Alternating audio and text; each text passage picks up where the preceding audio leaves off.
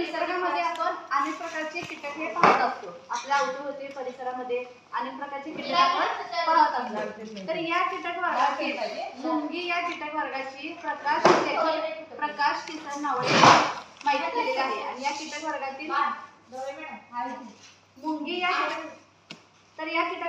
मुंगी या कीटक वर्गाची आज आपण माहिती पाहणार आहोत. लेखक प्रकाश किसन नावडे यांनी या घटकाची माहिती आपल्याला दिलेली आहे. तर आज आपण मुंग्यांच्या जगात हा घटक अभ्यासणार आहोत.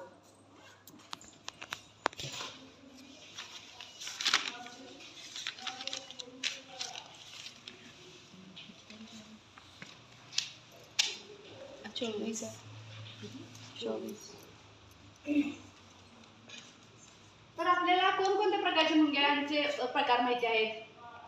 लाल मुंगी, काळी मुंगी, तपकरी मुंगी. तर आपल्याला हे 3 प्रकार मुंग्यांचे माहिती आहेत. तर प्रकाश किसन नावडे यांनी ह्या मुंग्यांच्या जगात या घटकामध्ये मुंग्यांचे गुण सांगितलेले आहेत.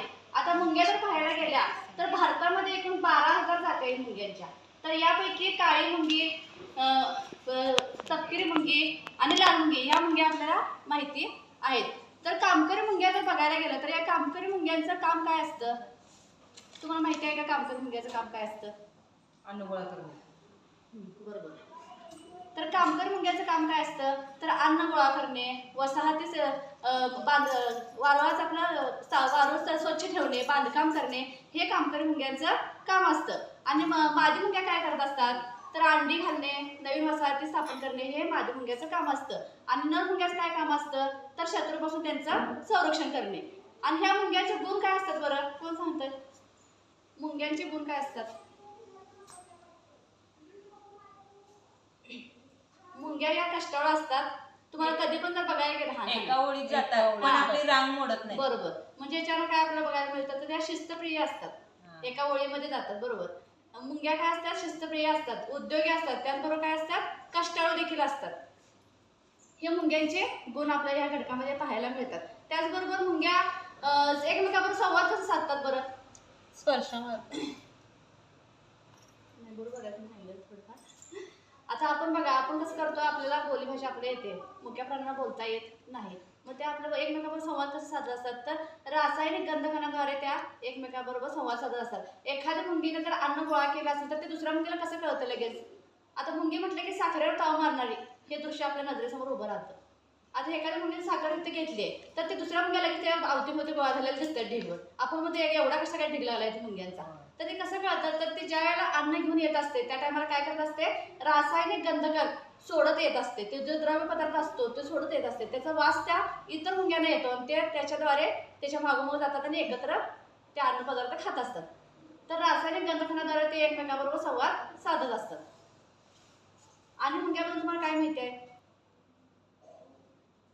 ओलाव्याच्या ठिकाणी मुंग्या असतात. बरोबर आहे.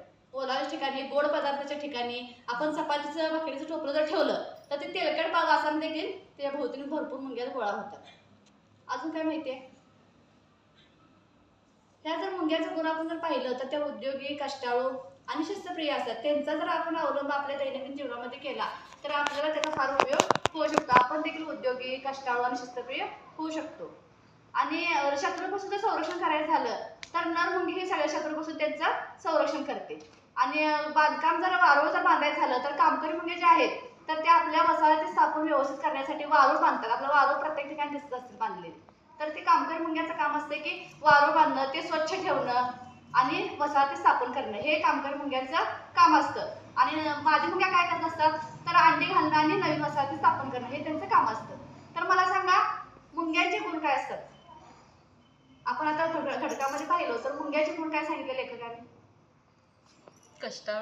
कष्टाळू, उद्योगी आणि शिस्तप्रिय हे लेखकाने या घटकामध्ये मुंग्यांचे गुण सांगितलेले आहेत.